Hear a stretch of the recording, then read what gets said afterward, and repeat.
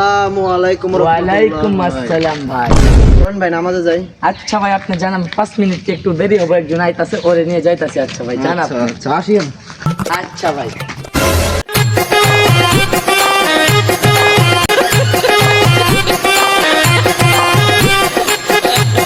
এই শালকা তো রোহান ভাই রে আমি দেখলাম একটা পুরান সিরা জুতা নিয়ে গেতাছে, আর এন্দি তো নতুন আইছে। এই রোহান ভাই খালাও। হেরে বেটা কি হইছে? ডাক্তার দোষকে দেশটা বাড়ি যাইতাছি নামাজ পড়ি। আরে একটু আগে দেখলাম না তুমি পুরান জুতা নিয়ে যাইতাছ আর আবার নতুন জুতা নিয়ে আইতাছ, বুঝলাম না বিষয়টা। হইছে? তোরা তো বুঝা লাগবো না। 250 টাকা দিয়ে জুতা কিনছি, জুতার প্রতি তোর নজর পড়ছে, বুঝা গেছে। আরে সবই ঠিক আছে বুঝলাম, কিন্তু ওই জুতাটা কার থাই নিল, আর জুতাটা এবার কার?